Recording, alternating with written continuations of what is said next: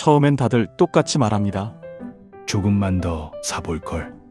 삼성전자가 다시 우상향하자 분위기도 달라졌습니다. 최근 주식시장이 연일 호황이 계속되며 대출 상담이 보통은 주택 구입이나 생활자금 때문에 문의하던 분들이 최근엔 주식 투자 이야기를 많이 하십니다. 지금이라도 더 들어가야 하는 거 아닐까요? 문제는 그 다음부터였습니다. 처음엔 여윳돈으로 시작합니다. 그런데 수익이 나기 시작하면 사람 마음이 달라집니다. 더 넣고 싶어집니다. 그리고 어느 순간부터는 현금보다 투자금이 더 중요해지기 시작합니다. 상담하다 보면 생각보다 많은 사람들이 이 흐름으로 갑니다. 처음엔 신용대출, 그 다음은 카드론, 그리고 마지막에는 담보대출까지 알아보게 됩니다. 1. 상담 분위기가 달라지기 시작했습니다. 작년까지만 해도 생활비 부족, 운영자금 부족, 카드값 문제, 다들 버티는 이야기였습니다. 그런데 삼성전자랑 하이닉스가 움직이기 시작한 이후부터 분위기가 조금 달라졌습니다. 사람들 표정과 목소리가 달라집니다.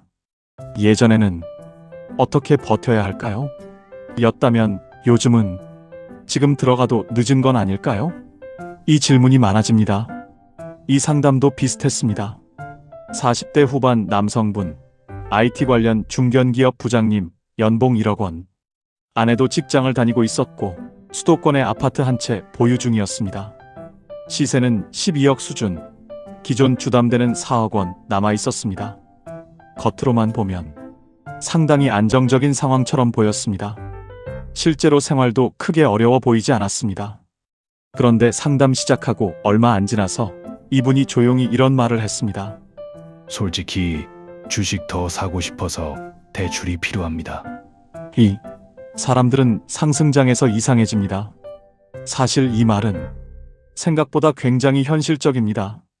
왜냐하면 사람은 하락장보다 상승장에서 훨씬 조급해지기 때문입니다. 떨어질 때는 무섭습니다. 그런데 오르기 시작하면 사람들은 갑자기 불안해집니다. 이상하게 들릴 수 있지만 실제로 그렇습니다.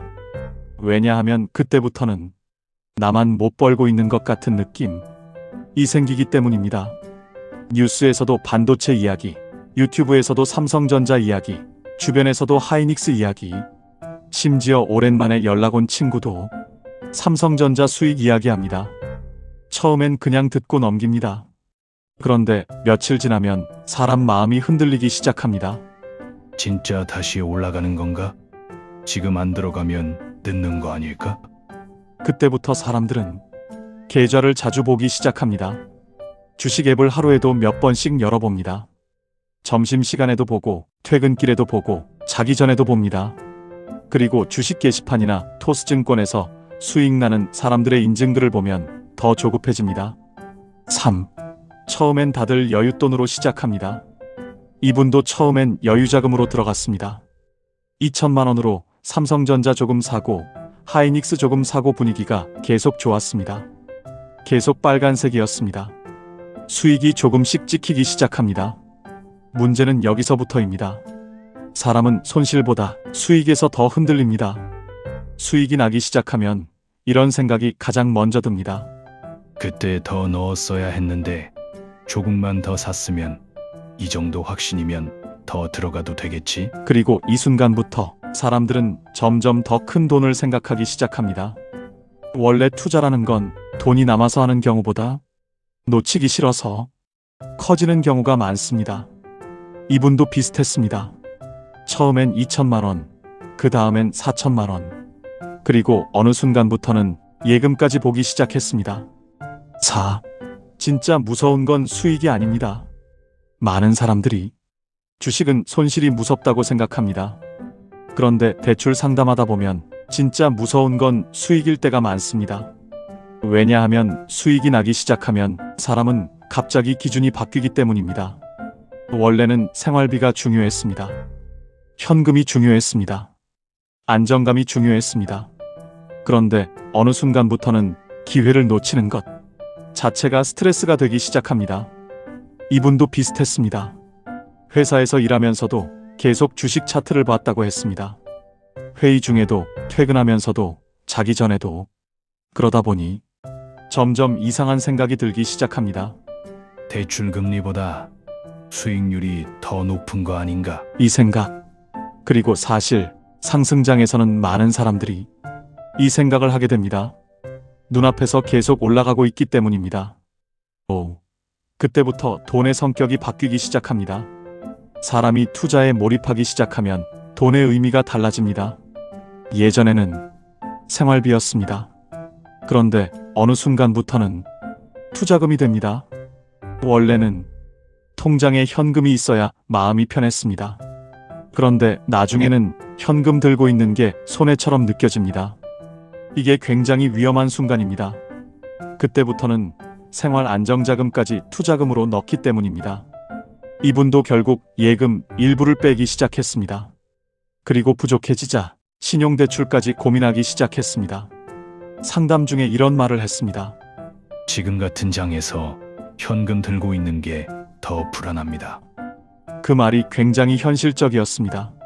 상승장에서는 사람들이 현금 부족보다 기회를 놓치는 것을 더 무서워하기 시작합니다. 6. 은행은 생각보다 다르게 봅니다. 많은 사람들이 오해합니다. 주식 수익 나면 좋은 거 아닌가요?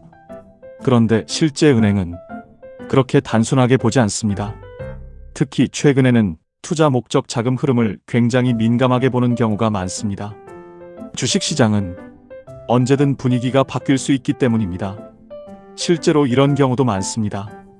처음엔 신용대출, 그 다음엔 카드론, 그리고 마지막에는 담보대출까지 고민하게 되는 흐름. 왜냐하면 사람은 수익이 나기 시작하면 점점 더 큰 돈을 넣고 싶어지기 때문입니다. 이분도 결국 생활안정자금 가능 여부를 물어봤습니다. 추가로 조금 더 가능할까요? 그 질문이 굉장히 인상적이었습니다. 생활이 부족한 사람이 아니라 더 사고 싶은 사람이었기 때문입니다. 7. 사람들은 왜 조급해질까? 사실 상승장에서 사람들이 가장 흔들리는 이유는 단순합니다. 비교 때문입니다. 누군가는 벌었다고 하고, 누군가는 이미 들어갔다고 하고, 누군가는 아직 늦지 않았다고 말합니다. 그러면 사람 마음이 흔들립니다. 특히 삼성전자처럼 대한민국 사람들이 가장 익숙한 종목은 더 그렇습니다. 너무 익숙하기 때문입니다. 망하지는 않겠지. 결국 우상향 아니겠어. 이 생각이 들어가기 시작합니다. 그리고 그때부터 사람들은 점점 대출까지 연결해서 생각합니다. 원래는 투자금이 없어서 못 들어갔는데 나중에는 조금 빌려서라도 들어가야 하나. 이 생각까지 가게 됩니다. 상담하다 보면 이 흐름은 생각보다 흔합니다. 특히 최근처럼 반도체 분위기가 강할 때는 더 그렇습니다. 8. 담보대출이 위험한 이유. 여기서 중요한 게 있습니다. 담보대출 자체가 무조건 나쁜 건 아닙니다. 문제는 왜 그 돈이 필요한가입니다. 예를 들어 생활 안정이나 고금리 적립 목적이라면 현실적인 선택이 될 수도 있습니다. 하지만 상승장에서 더 사고 싶어서 담보대출까지 가기 시작하면 그때부터는 현금 흐름보다 욕심이 앞서기 시작할 가능성이 커집니다. 시장은 영원히 한 방향으로만 가지 않기 때문입니다. 그리고 문제는 대부분 시장이 좋을 때 시작됩니다. 가장 조심성이 없어지는 순간이기 때문입니다. 9. 마무리. 상담하다 보면 느끼는 게 있습니다. 사람들은 돈이 없을 때보다 오히려 돈이 벌릴 때 더 흔들립니다. 그때부터는 조금만 더 라는 생각이 시작되기 때문입니다. 그리고 그 조급함이 커지기 시작하면 결국 신용대출, 카드론, 담보대출까지 연결해서 생각하게 됩니다. 중요한 건 삼성전자가 오르는가 보다 내 현금 흐름이 지금 안정적인가입니다. 시장은 언제든 바뀔 수 있지만 무너진 현금 흐름은 생각보다 오래 남기 때문입니다. 그래서 결국 중요한 건 지금 시장이 얼마나 뜨거운가 보다 내 생활과 현금 흐름이 이 상황에서도 안정적으로 유지될 수 있는 구조인가, 그걸 먼저 보는 겁니다.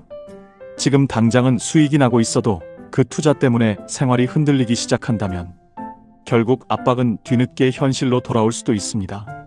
시장은 상황이 언제든 변할 수 있지만 대출이자와 카드값, 그리고 생활비는 매달 반복되기 때문입니다. 특히 사람은 분위기가 좋아질수록 점점 더 괜찮을 거라고 믿게 됩니다. 그리고 그 순간부터 원래 정해놨던 기준보다 조금씩 더 무리하게 되는 경우도 많습니다. 그래서 중요한 건 얼마를 벌고 있는가 보다 지금 이 선택이 내 생활까지 흔들지 않는 범위 안에 있는가. 그리고 만약 시장 분위기가 갑자기 바뀌더라도 내 현금 흐름은 버틸 수 있는 구조인가. 그걸 먼저 보는 겁니다.